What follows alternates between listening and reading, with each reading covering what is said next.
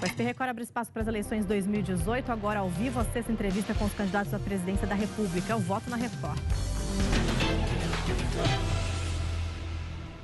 Olá, está na hora de mais um encontro com as ideias e as propostas daqueles que pretendem governar o Brasil pelos próximos 4 anos. Sempre neste horário, às 7 da noite, ao vivo, o jornalismo da Record TV abre espaço para as eleições 2018. Comigo, a repórter especial do Jornal da Record em Brasília, Cristina Lemos. E o nosso convidado hoje é o candidato do MDB, Henrique Meirelles. Candidato, as entrevistas têm sempre 15 minutos e, ao final, o senhor tem mais 1 minuto para as suas considerações finais. Então, boa noite, seja bem-vindo. Boa noite, Eduardo. Boa noite, Cristina. Obrigado à Record pela oportunidade de estar aqui e obrigado a você pela audiência. Eu peço licença para começar falando sobre um assunto que revolta e muito o brasileiro, que é a corrupção. E nesse quesito, Sérgio Cabral, Eduardo Cunha, Gedel Vieira Lima, Eduardo Henrique Alves, são todos nomes que dispensam a apresentação, porque de certa forma saíram das páginas da política para as páginas policiais. E todos eles, sem exceção, exerceram forte liderança, importante liderança no seu partido até o dia em que foram presos. Por isso eu pergunto, por que o eleitor deveria levar o MDB ao poder, candidato? Antes de mais nada, como eu nunca fui candidato a presidente, muitos não me conhecem. Então, eu gostaria de pedir uma licença para me apresentar. E a minha apresentação já vai responder uma boa parte da sua pergunta. Eu nunca fui político. Eu me candidatei uma vez a deputado e depois exerci cargos públicos no Banco Central e no Ministério da Fazenda. E, boa parte da minha vida, trabalhei em empresas. Eu cheguei a presidente de uma grande organização internacional sediada nos Estados Unidos. E de lá, resolvi voltar ao Brasil para ajudar quando Lula me chamou para retirar o Brasil de uma crise. Trabalhei duro, criamos mais de 10 milhões de empregos no Brasil. Depois, o Temer novamente me pediu ajuda para retirar o Brasil de outra crise. Eu entrei e tiramos o Brasil da maior recessão da história.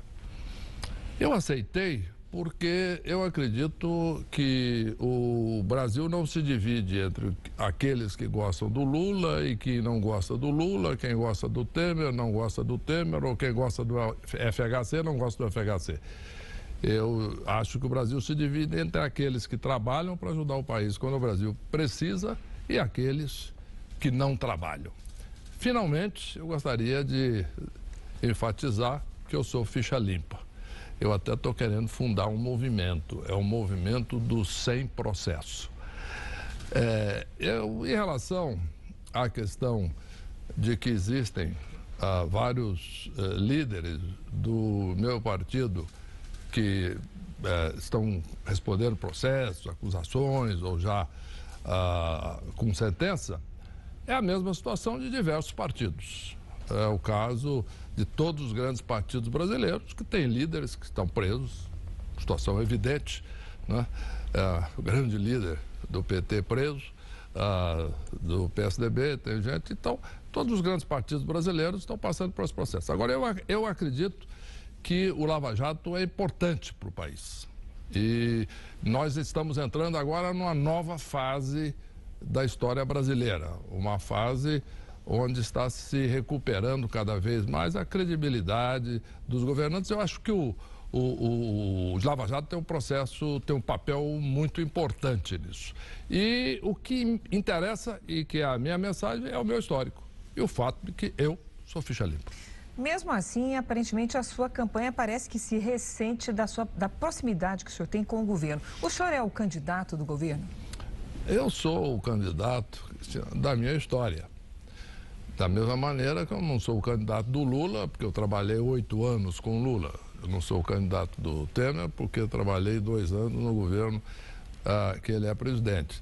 Eu sou o candidato da minha história. O que eu apresento é o que eu fiz pelo país. Quando presidente do Banco Central, o Brasil cresceu 8 anos seguidos. criamos mais de 10 milhões de empregos no Brasil. Mais de 40 milhões de brasileiros entraram na classe média. Quando eu voltei agora ao governo, em 2016, o país saiu da maior recessão da história. Conseguimos tirar o Brasil do fundo do poço. E, portanto, eu não tenho uma ligação de compromisso com uma questão ou outra. Eu sou o candidato da minha história, defendo, sim, todas as reformas e medidas tomadas por esse governo, do qual eu participei. Agora, a minha história é clara, cristalina, inquestionável e é o que eu submeto ao eleitor. Agora, candidato, para fazer todas as coisas que o senhor propõe na corrida eleitoral, o eleitor vai se informando a respeito de cada coisa, vai precisar de dinheiro. Vamos falar das contas públicas, então, porque boa parte dos seus adversários, nesse momento, propõem aumentar a arrecadação do Estado, cobrando mais impostos sobre os mais ricos, principalmente taxando aí grandes heranças, lucros e dividendos. Eu pergunto, o senhor se compromete com isso também de maneira objetiva ou não? Eu acredito que, para crescer, nós temos que fazer duas coisas. Aumentar o imposto sobre dividendos, sim. Portanto, a minha resposta direta à sua pergunta é sim. Mas eu vou além. Para quanto esse aumento? Vamos estudar. Existem aí diversos estudos técnicos feitos aí pela Receita Federal que nós vamos aperfeiçoar isso e aí implementar. Mas não é o imposto sobre grandes fortunas. É o imposto sobre grandes fortunas? É um aumento do imposto de renda, da alíquota do imposto de renda, porque esse sim é gradual e vai aumentando na medida que aumenta o rendimento. É mais eficiente do que um imposto fixo, uma coisinha só, que vem uma vez só. Não. É sobre dividendos e não sobre patrimônio? Não, são duas coisas diferentes que nós estamos falando. Primeiro, aumentar o imposto de renda. Segundo, aumentar a cobertura do imposto de renda e instituir o imposto de renda sobre dividendos. Isto sim, que não tem. Hoje é zero. Nós vamos instituir. Isso é mais importante e mais eficaz do que o outro. E nós podemos, inclusive, diminuir um pouco o imposto sobre o resultado da empresa, de maneira que a empresa seja motivada, incentivada a investir no negócio para criar mais emprego, o Brasil crescer mais. Agora, distribuir o dividendo para os acionistas, para gastar e melhorar o seu padrão, aí não. Aí o imposto aumenta fortemente. É o caminho que está seguido pelas grandes democracias mundiais que estão dando certo. Em resumo, nós precisamos sim incentivar não só a justiça social, aumentando o valor do imposto de renda, particularmente no dividendo, instituindo onde ele não tem hoje. E depois, aí sim, fazendo um crescimento maior, onde o imposto passa a ser no dividendo, principalmente, e o imposto no resultado continua, mas não é aí que vai ser o fundamental. Por quê? Porque a empresa vai ter incentivo muito grande para investir, criar emprego, gerar renda. Sobre e investimentos. Não distribuir o dinheiro para acionista. Sobre investimentos, candidato, é muito difícil gerar emprego sem investimento público. No entanto, nesse momento, com o apoio do senhor, o Brasil vive um congelamento por 20 anos dos investimentos públicos. Como é que o senhor espera avançar e gerar empregos nessas condições, com este cenário? Uma correção apenas. Pois não. Não existe um congelamento de investimento. Mas sim de gastos. O investimento pode crescer à vontade. Tá certo? Públicos. Públicos. Tem problema. Nós fizemos um teto do total de gastos, principalmente com gastos com funcionário público, gastos correntes do governo, não com investimento. Na medida em que. Não sobra muito dinheiro para investir também, né, candidato? Não, na medida em que façamos as reformas fundamentais, possamos diminuir os gastos obrigatórios correntes do governo, nós teremos mais dinheiro para investimento, em primeiro lugar. Então, o investimento público federal vai aumentar, porque nós vamos ter mais espaço para isso. Segundo, com o Brasil crescendo, o que é uma decorrência natural da nossa eleição, inclusive já mostrei isso no Banco Central e depois no Ministério da Fazenda, no governo Lula e agora tirando o Brasil da recessão, o que acontece? A arrecadação de estados vai crescer, a arrecadação de municípios vai crescer. E, portanto, eles também terão condições de investir mais, porque o investimento não é só federal, o investimento público é dos 3 níveis. E, principalmente, não podemos esquecer o investimento privado, que aí, tenho certeza, já tenho indicações disso, depois no momento seguinte à proclamação da eleição, começa um grande fluxo de investimentos no Brasil. Vamos transformar esse país num canteiro de obra, desde obra de investimento da indústria, do comércio, construção de novas fábricas, etc., até também investimento público. Candidato, o senhor já lembrou aqui algumas vezes que serviu tanto ao governo Lula quanto ao governo Temer. Eu queria entender o que é que o senhor faria de diferente deles em relação ao loteamento de cargos estratégicos nos ministérios, por exemplo. Muito simples. Basta mostrar a minha história. Quando eu assumi o Ministério da Fazenda, a imprensa chamou a equipe que eu nomeei do time dos sonhos. Por quê? Pela alta qualificação técnica da equipe. E segundo, no Banco Central, a mesma coisa. E terceiro, nunca houve acusações contra minha equipe, seja no Banco Central, seja na Fazenda. Sem falar, evidentemente, o fato de, como eu disse, sou ficha limpa. Mas os meus subordinados também. O que significa que eu não só escolho pessoas de alta qualificação, mas sem preocupação com filiação partidária. Porque eu não gosto de fazer promessa, falatório. Eu gosto de mostrar resultado, mostrar o que eu fiz. E isto é o que eu fiz, é uma demonstração clara, exatamente do que eu vou fazer quando assumir a presidência, criando um ministério que vai ser o Ministério dos Sonhos dos brasileiros. O senhor foi presidente do Banco Central no governo do ex-presidente Lula, o senhor repete com bastante ênfase esse momento da sua biografia. Eu lhe pergunto, em que momento o senhor acha que vai pagar esta, digamos assim, retribuir essa parceria com o presidente Lula? O senhor seria, por exemplo, a favor de um indulto ao ex-presidente Lula? Bom, antes de mais nada, independentemente das questões que eu trabalhei bem com o presidente Lula, como trabalhei bem com o presidente Temer também, mas o que eu quero dizer é o seguinte, eu retribuí ao país o fato de eu ser presidente do Banco Central. E ele se beneficiou muito, porque o nível de popularidade do governo aumentou enormemente. Naquele período, você se lembra disso, o Brasil cresceu, criou empregos, etc. Ele, como presidente da República, se beneficiou bastante disso, conseguiu até ele, não só a reeleição, como eleger a sucessora.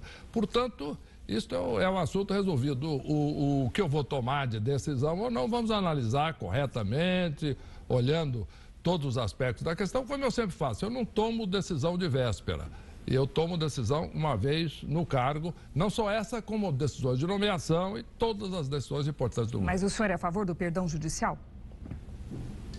Eu vou tomar as decisões adequadas. Agora, isso é uma decisão do Congresso Nacional. Eu não gosto de politizar a justiça. Eu sou contra a politização da justiça. Vou mais longe ainda. Eu acho que a justiça tem que ser respeitada.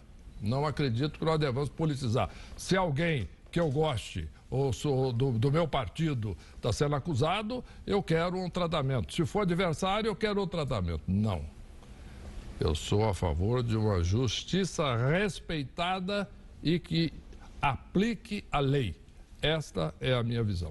Candidato, o Brasil vive uma verdadeira epidemia de assassinatos. Os números consolidados de 2016 mostram uma morte a cada 6 horas. Eu queria entender a sua proposta em relação ao seguinte, sobretudo quando o senhor se depara com o fato de que a cada 10 crimes, apenas 2 são efetivamente solucionados ao final. Como é que avança? Como avançar nessa questão? Isso é uma questão gravíssima que precisa ser enfrentada. Tá? O número de mulheres são assassinadas por dia no Brasil. Como você mencionou, 60 homicídios por dia no total. Isso é um absurdo, isso é inaceitável. Eu, um dia desse, estava andando na rua, num domingo de manhã, aqui no Brás, lojas fechadas, uma rua comercial, e eu vi uma moça caminhando na rua, olhando para trás, assustada, a rua deserta. Estava com medo de sofrer uma violência, ser assaltada, etc. Isso é inaceitável. Como? Nós vamos, em primeiro lugar, precisamos equipar as polícias com viaturas, com equipamentos, contratar efetivos. Existem estados brasileiros que há mais de 10 anos não contratam um policial. Contratar efetivo. Treinar bem essas polícias. Como o Estado vai fazer isso? Com o crescimento econômico, com o aumento da arrecadação, como eu já disse. Depois, o governo federal tem que criar um sistema nacional de informações que integre as polícias, sob coordenação da Polícia Federal, e que dê direcionamento e transparência a todo o processo. E depois, policiamento de fronteiras, para evitar a entrada de todo o contrabando, que é a base do crime. E uma negociação dura com os países vizinhos. Em resumo, tudo isso junto vai dar, sim, maior segurança à população. Ministro, desculpe, candidato, o senhor disse já várias vezes que o Lula chamou o senhor veio e ajudou o Brasil. O Temer chamou, o senhor ajudou o Brasil. O mote da sua campanha é Chama o Meirelles. Digamos que o senhor não chegue ao segundo turno, não vença a eleição. Num futuro governo, se chamar o Meirelles, ele vem? Eu vou atender o chamado do povo brasileiro e vou assumir a presidência da República. Tenho muita confiança nessa vitória, porque uma vez a população conhecendo a minha história de competência, de seriedade, de honestidade, de experiência, as pesquisas qualitativas que eu tenho mostram que a população vota. Porque é isso que os brasileiros querem. O senhor não descarta voltar para o setor público ou descarta? Eu vou voltar como presidente da República. Voltando rapidamente, 40 segundos, o senhor, se eleito, vai ter que escolher o diretor-geral da Polícia Federal, o ministro da Justiça, procurador-geral da República até o final do mandato, cargos importantes. Qual é o seu critério? O critério é o critério da competência, da experiência e do trabalho comprovado. É alguém que tenha credibilidade, como eu tive, por exemplo, como assumi o Ministério da Fazenda.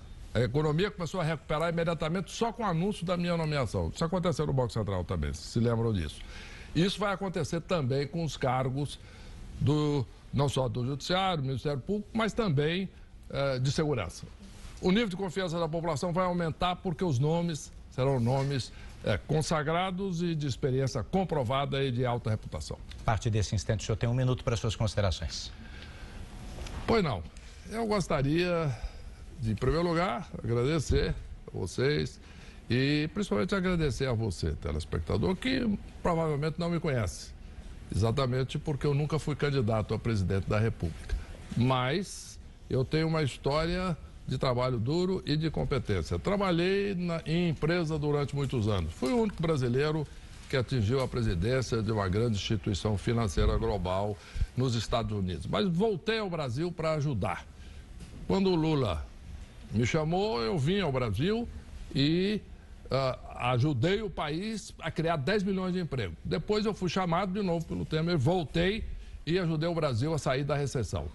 E acredito, de fato, que o Brasil se divide entre aqueles que querem construir, que querem trabalhar, aqueles que não querem. Não acredito que fica dividido entre FHC, Temer, Lula e quem gosta de um, quem não gosta de outro. Finalmente, chama o Meirelles, que nós vamos melhorar a sua vida. Henrique Meirelles, muito obrigado pela participação aqui no Voto na Record. Eu quero lembrar você que essa entrevista na íntegra já está à disposição no Play Plus, a nova plataforma do Grupo Record. Amanhã, às 7 da noite, Cristina Lemos e eu esperamos você entrevistando mais um candidato. Agora você fica com as notícias da sua cidade, então muito obrigado e boa noite.